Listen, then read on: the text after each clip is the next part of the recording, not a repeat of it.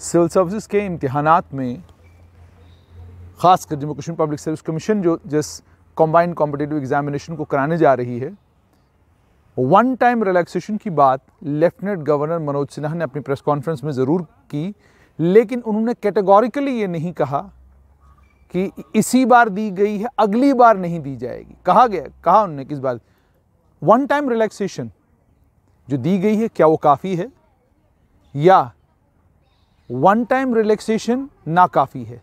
इस पर बात करने के लिए मेरे साथ एक स्कॉलर हैं Kanwaljeet Singh, civil service aspirant हैं ये भी। कंवल, सबसे पहले मुझे ये बताइएगा कि one time relaxation lieutenant governor Manoj Sinha कह रहे हैं, सेटिस्फाइड हैं आप? सर बिल्कुल सेटिस्फाइड नहीं है, जी बिल्कुल सेटिस्फाइड नहीं है सर, क्योंकि जम्मू कश्मीर की सिचुएशन इन लास्ट 2 इयर्स देखें, क्योंकि जो ये एज रिलैक्सेशन क्राइटेरिया था, if I am not wrong, Jammu Kashmir में केएस एग्जामिनेशन और यूपीएससी एग्जामिनेशन दोनों में एक्सटेंडेड था।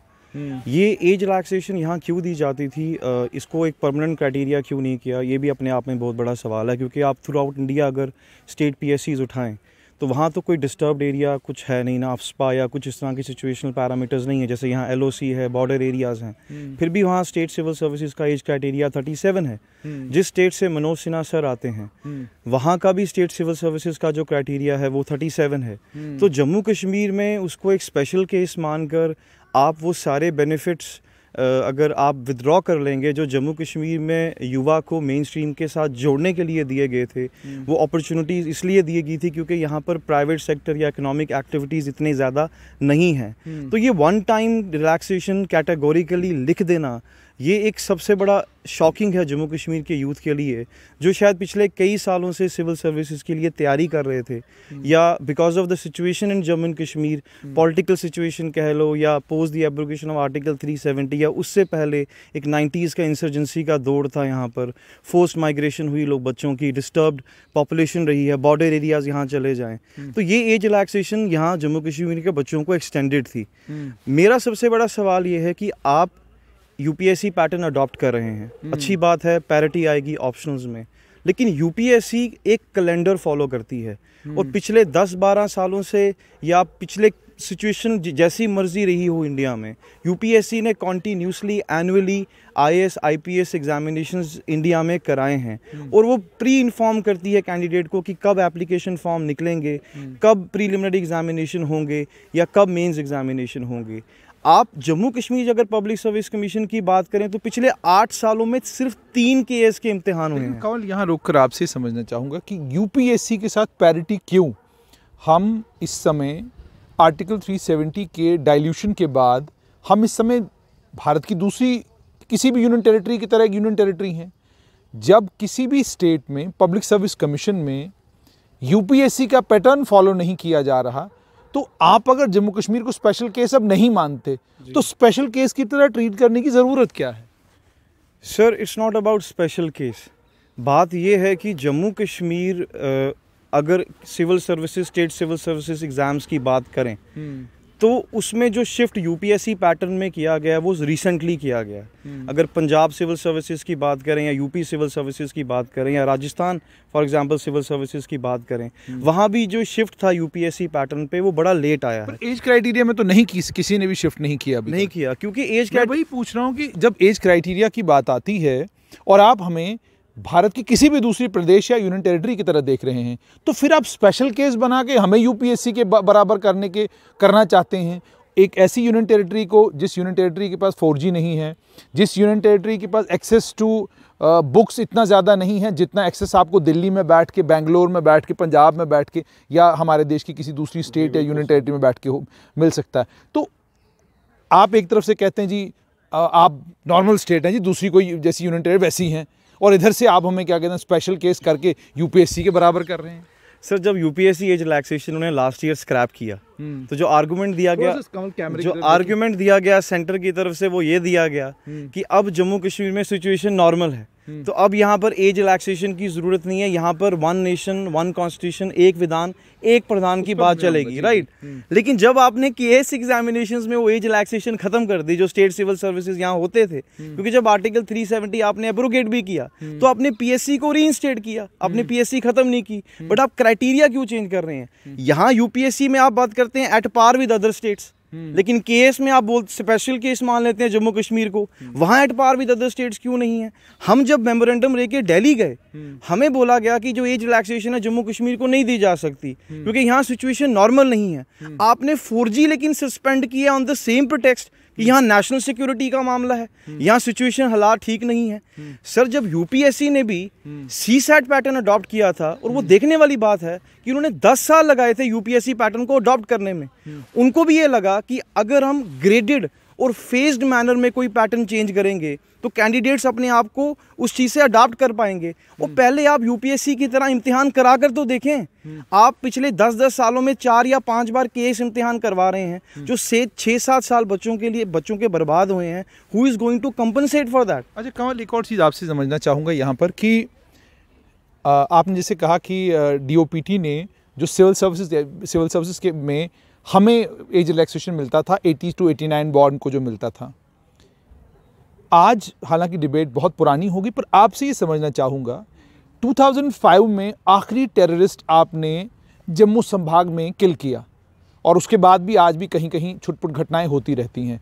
कश्मीर में 2020 तक आज तक हम टेररिज्म के साथ लड़ाई लड़ रहे हैं, तो क्या यूपीएससी में वो एज क्राइटेरिया इस टाइम स्क्रैप करना सही था? क्या मतलब do you think that is justified in any way, या आपको लगता है कि इस पीरियड तक कम से कम उस एज रिलैक्सेशन को रखा जाना चाहिए था, उसके बाद आप स्क्रैप करते तो ठीक था? सर जब ये यूपीएससी एज क्राइटेरिया स्क्रैप हुआ, या सबसे पहले 2017-18 में ये इशू आया जब यहाँ पीडीपी बीजेपी कोalition गवर्नमेंट थी, तो मैं आपसे एक फैक्ट शेयर करना चाहूँगा कि जब हमने आरटीआई फाइल की कि ये एज क्राइटेरिया आया कहाँ से, इसका बैकग्राउंड क्या है, और 17-18 में स्क्रैप क्यों किया गया, फिर इसको रिस्टोर क्यों किया गया, फिर इसको स्क्रैप क्यों किया गया, उसके जगह आप रीजंस एमएचए के सुने ना सर, तो वो कहीं ना कहीं लगता है यार कि ये जम्मू कश्मीर में कोई मजाक चल रहा है। It is a kind of A comedy circus in Jammu and Kashmir. MHA 2017-18 में ये मानती है कि जम्मू एंड कश्मीर का जो अनएम्प्लॉयमेंट रेट है in comparison to other states वो बहुत ज़्यादा है। जम्मू कश्मीर में गवर्नमेंट जॉब्स के लिए कोई government jobs is the only economic Reliance जिस पे जम्मू कश्मीर का जो युवा है वो रिलाई करता है, अप्लाई करता है। एमएचए ने ये भी माना कि जम्मू कश्मीर में कोई सब्स्टिट्यूट नहीं है एम्प्लॉयमेंट का अदर देन गवर्नमेंट सेक्टर, क्योंकि यहाँ प्राइवेट सेक्टर कोई इकोनॉमिक एक्टिविटी यहाँ नहीं है। जम्मू कश्मीर में हड़ताल, बंद, क्रॉस बॉर्डर फायरिंग, इंसर्जेंसी का दौर आज भी है। जम्मू कश्मीर में एजुकेशन सेक्टर उतना फ्लरिश नहीं हुआ। जम्मू कश्मीर में जो बच्चे ग्रेजुएट होते हैं वो लेट होते हैं। Growing unemployment is coupled with limited employment opportunities. MHA मान रहा है। मेरे पास इस पे डिटेल आरटीआई फाइल है, एमएचए की रिपोर्ट है, और वो 5 पॉइंट्स एमएचए ने माने हैं, और ये इन consultants and in accordance with the report submitted by Intelligence Bureau. उस रिपोर्ट के आधार पे एमएचए ने ये सारे पॉइंट्स हमें आरटीआई रिप्लाई में दिए हैं। तो मैं सरकार से ये पूछना चाहूँगा कि 2 सालों में जम्मू कश्मीर में कौन सा ऐसा रेवोल्यूशन आ गया कि आपने स्टेट सिविल सर्विसेज एग्जामिनेशन में भी एज क्राइटेरिया स्क्रैप कर दिया और यूपीएससी में भी एज क्राइटेरिया स्क्रैप कर दिया, जबकि सेंटर जो है ये सब बातें कर ये बात बोलता है कि जम्मू कश्मीर के युवा को एम्पल एम्प्लॉयमेंट अपॉर्चुनिटीज़ देनी चाहिए ताकि वो मेन स्ट्रीम के साथ जुड़े, ताकि वो आगे आए, और इसलिए हम इसको 31 दिसंबर 2019 तक एक्सटेंड करते हैं। Adding to this sir, Jammu Kashmir government ने लास्ट ईयर, हम मिले थे यहाँ पर एडवाइजर्स गवर्नर से, and we even met chief secretary of Jammu and Kashmir. तो जम्मू एंड कश्मीर ने हमारी सिचुएशन को समझते हुए फिर से एक रिकमेंडेशन लेटर भेजी एमएचए और डीओपीटी को कि आप इस एज क्राइटेरिया को जो यूपीएससी में दिया जाता है इसको 31 दिसंबर 2019 को जब ये एक्सपायर हो रहा है इसके बियॉन्ड आप एक्सटेंड करें, क्योंकि सिचुएशन तो यहाँ खराब हुई है। आर्टिकल 370 के बाद the state went into a lockdown, we were bifurcated and downgraded. 4G यहाँ पर पिछले 500 दिनों से चल रहा है। लॉकडाउन एक हुआ आर्टिकल 370 की वजह से, it was coupled with covid situation, pandemic situation. यहाँ कौन सी ग्लोबल यूनिवर्सिटीज़ आपने खोल दी हैं, या एजुकेशन यूनिवर्सिटीज़ आपने खोल दी हैं? यहाँ कौन सा आपने बड़ा एम्प्लॉयमेंट पैकेज दिया है? ऑनरेबल गवर्नर साहब कहते हैं 50,000 नौकरियाँ, फिर नेक्स्ट गवर्नर कहते हैं 25,000, फिर कोई अनाउंस करता है 5,000। ऐसे तो नौकरियों के एम्प्लॉयमेंट पैकेज ही घटते जा रहे हैं। जो पैसा एलोकेट हुआ वो कहाँ है? ग्लोबल इन्वेस्टर समिट्स आप कराने लगे थे जम्मू कश्मीर में, वो कहीं दिख नहीं रहा। Industrial policies only on paper, उसका क्या चार्ट आउट होगा, क्या उसका पैरामीटर्स होगा, किसी को कोई पता नहीं। दूसरी बात, जम्मू कश्मीर का युवा अभी इतना स्किल नहीं है कि प्राइवेट सेक्टर में जा सके। तो आपको नहीं लगता सर कि ये एक फेज्ड और ट्रांजिशन मैनर में होना चाहिए था, जैसे यूपीएससी ने 10 सालों में पैटर्न चेंज किया? कमल, इसको ओपन एंडेड तो नहीं रखा जा सकता। एक टाइम पीरियड तो आपको भी तय करना होगा कि 2026 तक आप दे दीजिए हमें, उसके बाद आप स्क्रैप कर लीजिए। 2027 तक दे दीजिए, उसके बाद स्क्रैप कर लीजिए। कोई मैथमेटिकल कैलकुलेशन तो होनी चाहिए, कोई साइंटिफिक कैलकुलेशन तो होनी चाहिए जिसके बेसिस हमारे ये हों कि आतंकवाद यहाँ पर कब हुआ, एवेन्यूज़ यहाँ पर कब खुले, इंटरनेट कब यहाँ पर चला। मतलब मुझे लगता है एक स्टेट हैं, एक यूनियन टेरिटरी हैं नॉर्थ इंडिया में जहाँ पर प्रीपेड पर अभी भी बैन है। आज के दिन भी अगर आप बाहर से प्रीपेड लेकर आते हैं तो आपका प्रीपेड जम्मू कश्मीर में नहीं चलेगा। जम्मू कश्मीर का प्रीपेड यहाँ से बाहर नहीं चलेगा। उसके ऊपर आपका 4G के ऊपर तो ऑलरेडी बैन है, ठीक है। उधमपुर और गांदरबल में वो चल रहा है। कौन सिक्योरिटी असेसमेंट करता है, किस असेसमेंट की बुनियाद पे जम्मू का 4G बंद है, किसी को नहीं पता। तो इन सब चीज़ों को ध्यान में रखते हुए क्या कमल आपको ये लगता है कि वाकई जो हमारे प्रतिनिधि हैं, चाहे वो राज्यसभा में हैं, चाहे वो लोकसभा में हैं, चाहे वो केंद्रीय मंत्रिमंडल में हैं, क्या वो ग्राउंड सिचुएशन से वाकिफ़ है, या उनको ये लगता है कि लोकसभा के चुनाव जम्मू कश्मीर में अगली बार होंगे ही नहीं, हमने कभी वोट मांगना ही नहीं, जो मर्जी करें हमें किसी ने पूछना ही नहीं? सर, इस सवाल का जवाब मैं एक शेर से देना चाहूँगा, और जम्मू कश्मीर के हालात को बयान करने के लिए ये शेर सबसे उम्दा है कि जिस बात की कोई बात नहीं उस बात की बातें होती हैं, जिस बात की कोई बात नहीं उस बात की बातें होती हैं, जिस बात की बातें होती हैं उस बात की कोई बात नहीं होती। यहाँ जम्मू कश्मीर में जो डिस्कस होना चाहिए, जो जम्मू कश्मीर को जब आर्टिकल 370 भी एब्रोगेट किया गया तो एक vision document so called Jammu Kashmir में दिया गया कि हम एम्प्लॉयमेंट एवेन्यूज़ ले आएंगे, हम इन्वेस्टमेंट ले आएंगे। देखो, I am not relating this to Article 370 because age relaxation criteria was given to Jammu and Kashmir to compensate the period lost to conflict, violence and forced migration. It is nowhere linked to Article 370. But I am just asking the center कि क्या Article 370 abrogate करने के बाद situation यहाँ कैसे बदल गई है? मुझे कुछ समझ नहीं आ रहा. What is the definition of normalcy in Jammu and Kashmir after 5th August 2019? ये मेरा सेंटर से सवाल है. और क्यों जम्मू कश्मीर के युवाओं के जो मुद्दे हैं उनको आगे तक नहीं पहुंचाया जा रहा, चाहे वो डेवलपमेंट के लिहाज से है, अनएम्प्लॉयमेंट के लिहाज से. आप देखें जम्मू कश्मीर में एक रिक्रूटमेंट होती है फायर इमरजेंसी की, उसको 8 साल लग जाते हैं. केएस 2016 का इम्तिहान होता है, वो लिटिगेशंस में फंस जाता है, उसको 4 साल लगते हैं. जब SRO 103 आया, क्या पब्लिक किया गया कि किस कमेटी के अंडर ये SRO 103 अडॉप्ट किया गया है? क्या स्टूडेंट्स को बताया गया कि in 2018 we are going to shift to UPSC pattern? Look at the perplexity in Jammu and Kashmir कि एक तरफ केएस 2016 के इम्तिहान चल रहे हैं और दूसरी तरफ उसी के बीच में आपने UPSC पैटर्न पे शिफ्ट कर लिया.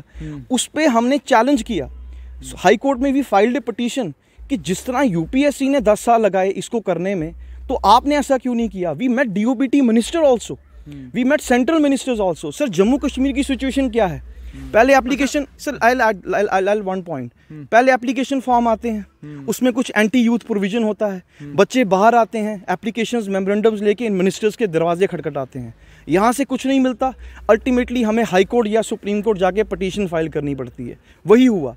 UPSC के लिए डेलीगेशन 1 साल से मेहनत कर रहा है, दिल्ली गया, MOS से मिला, ministry of department of personal training से मिला, उनको बताया सर ये बच्चे तैयारी कर रहे हैं कितने सालों से, आप इसको एब्रप्टली कैसे स्क्रैप कर सकते हैं? आपने किस डाटा के बेसिस पे ये सब्सटैंशिएट किया कि जम्मू कश्मीर को अब ये एज क्राइटेरिया से ये ज़रूरत नहीं है, जबकि नॉर्थ ईस्टर्न स्टेट्स को इतना बेनिफिट है एग्जामिनेशन में, अदर स्टेट्स को इतना बेनिफिट है, जबकि वहाँ की जो पॉलिटिकल और कॉन्फ्लिक्ट हिस्ट्री है वो जम्मू कश्मीर से बिल्कुल डिफरेंट है. अल्टीमेटली क्या हुआ? बच्चों को अपनी जेब से पैसे खर्च करके UPSC एज रिलैक्सेशन के लिए हाई कोर्ट का दरवाज़ा खटखटाना पड़ा. और वो केस कितना लंबा चलेगा आप भी जानते हैं, मैं भी जानता हूँ. जुडिशरी में जब कोई मसला जाता है तो साल बीत जाते हैं, बच्चे दरवाज़ों पे खड़े रहते हैं और इंसाफ नहीं मिलता. तो मुझे समझ नहीं आ रही, क्या हमारे ऑनरेबल गवर्नर साहब या हमारे जो सेंटर पे बैठे मिनिस्टर्स हैं उनको क्या जम्मू कश्मीर की ग्राउंड रियलिटी के बारे में कुछ नहीं पता कि जम्मू कश्मीर की सिचुएशन क्या है? And it is only because of the absence of a democratic institution. आप यहाँ इलेक्शंस नहीं कराएंगे, यहाँ पर अगर आप किसी ब्यूरोक्रेट से मिलने जाओ वो टाइम नहीं देते, या किसी और सेंटर में जाओ वहाँ टाइम नहीं मिलता, तो हम कहाँ जाएँ अपनी बात करें? हमारा जो ये 1 टाइम एज रिलैक्सेशन था, ये इतना बड़ा सेटबैक था स्टूडेंट्स के लिए. अब वो सोच रहे हैं हम ये तैयारी करें, आप उनको डू और डाई सिचुएशन में डाल रहे हो. जो 32 का है वो भी एक प्लेटफॉर्म पे खड़ा है, जो 40 का है वो भी एक प्लेटफॉर्म पे खड़ा है। तो आप मुझे समझ नहीं आ रही कि फ्यूचर बच्चों का कहाँ है, who is going to compensate the years lost to ये जो पिछले 6-7 साल गए हैं, जो पॉलिटिकल अनरेस्ट जम्मू कश्मीर में रही है। एटलीस्ट एक ट्रांजिशन पीरियड के लिए हम नहीं कहते, अगर आपको लगता है जम्मू कश्मीर के बच्चे बड़े काबिल हैं, काबिल पिछले 10 सालों में we have proved in the UPSC examination top ranks लाए हैं जम्मू कश्मीर में, ईयर आफ्टर ईयर यहाँ 10-12 बच्चे क्वालिफाई करते हैं। बट पॉइंट ये है कि वो एक बेनिफिट्स मिले हुए थे जम्मू कश्मीर के यूथ को, और UPSC age relaxation clause was not extended to only IAS IPS examination sir, it was extended to SSC examination, banking examination, CGL, even जो बेल्ट फोर्सेज हैं वहाँ भी एज रिलैक्सेशन क्राइटेरिया एक्सटेंडेड था। तो जो बच्चा कल को असिस्टेंट कमांडेंट जम्मू कश्मीर से बनना चाहता है बट उसकी ग्रेजुएशन लेट हुई और उसको ये पता भी नहीं होगा कि यहाँ पर 5 साल का एज रिलैक्सेशन था, क्योंकि बेल्ट फोर्सेस के लिए एज क्राइटेरिया 25 अपर एज लिमिट होता है। तो मैं ये सरकार से रिक्वेस्ट करूँगा कि एटलीस्ट अगर आप ये मानते हैं कि इसको बिल्कुल ख़त्म ही करना है, do it in A phased और ग्रेडेड मैनर। तो आपने सुन लिया कि कंवलजीत सिंह का ये कहना है कि आप इसको फेज्ड और ग्रेडेड मैनर में करें। यूपीएससी एज रिलैक्सेशन हो, Jammu Kashmir public service commission में जो एज रिलैक्सेशन दिया गया है, साइंटिफिक बुनियादों पर और साइंटिफिक पैरामीटर्स पर बिल्कुल भी नहीं है। ये फैसला किसी बंद कमरे में लिया गया है और लिया इस बुनियाद पर गया है कि 32 और 37 साल के बीच में कितने बच्चे एग्ज़ाम में अपीयर होते हैं। मामला सिर्फ इतना है कि बच्चों को एग्ज़ाम में अपीयर होने का मौका दिया जाए। सिलेक्ट 32 और 37 साल में कितने होते हैं वो आपको भी पता है, मुझे भी पता है। 37 और 45 साल के बीच में कितने सिलेक्ट होते हैं वो आपको भी और मुझे भी पता है।